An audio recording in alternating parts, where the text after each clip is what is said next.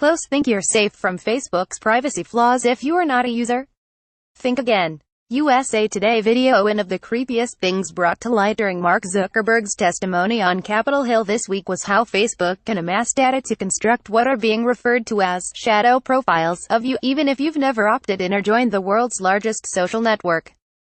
Facebook CEO told Congressman Ben Lujan, DNM, that he was unfamiliar with shadow profiles as a term but acknowledged that, in general, Facebook collects information on people who have not signed up for the service, which it is for security purposes, but privacy advocates worry about what happens to that data when it is in Facebook's control and not yours, or for that matter slips out of the company's grasp.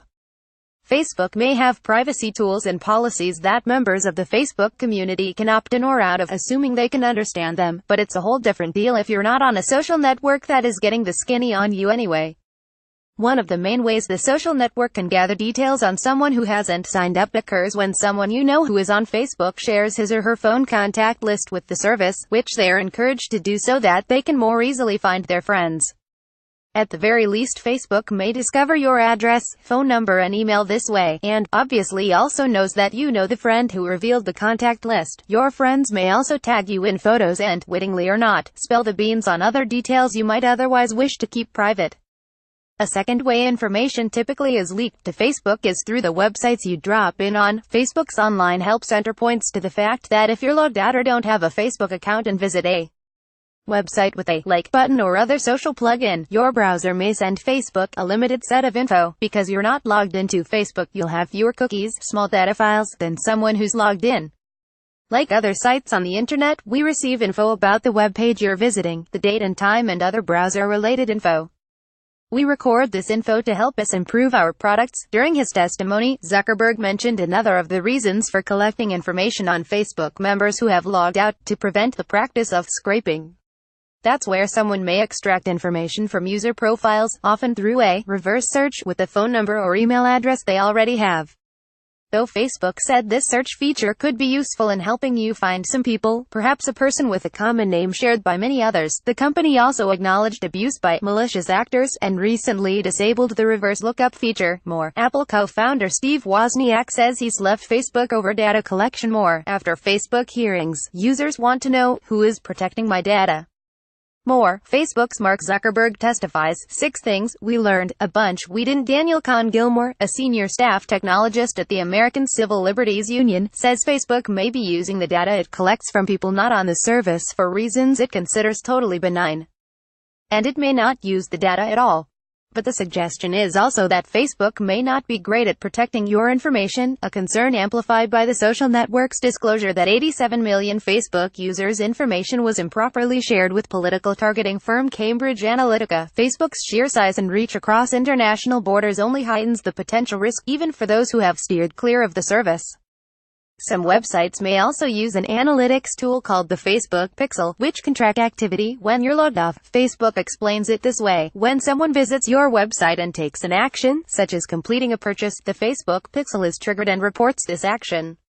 This way, you'll be able to reach that customer again through future Facebook ads. If you're not a Facebook user, you may still get an ad from Facebook urging you to sign up for the service. Facebook also makes available tools to businesses to monitor offline transactions in physical stores or elsewhere. Using a technical web tool, Gilmore recently performed a 5-minute browsing test by visiting various sites, but not Facebook. He discovered that data subsequently sent to Facebook included information about which news articles he read during this browsing session, his dietary preferences and his hobbies. Of course, the ability to trace your browsing behavior across the internet is not unique to Facebook. What can you do? So what steps can you take to protect what may be left of your privacy? It may be impractical, if not downright impossible, to notify each of your friends and acquaintances to avoid sharing their contact lists with Facebook, but spread the word to them anyway. And warn them to be careful about sharing information that involves other people. Heed the advice yourself if you are on Facebook. Respect the privacy of friends even if you're less concerned about your own. Do you really have to take their picture? It's a collective action problem in the same way that pollution is a collective action problem, Gilmore says. There is some kind of weakest link failures here. He also recommends choosing tools that minimize the leakage, the more privacy-oriented Tor web browser, for example, or by installing third-party plugins such as Request Policy Contributed or Umatrix that promise to bolster privacy on the Firefox or Chrome browsers. Unfortunately, these aren't very friendly solutions for the vast majority of non-technical users.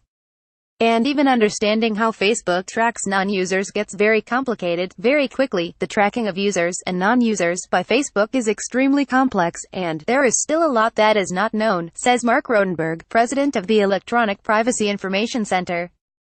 Facebook insists it isn't sharing your personal identity with advertisers and plans to further clarify and elaborate on the ways it uses data.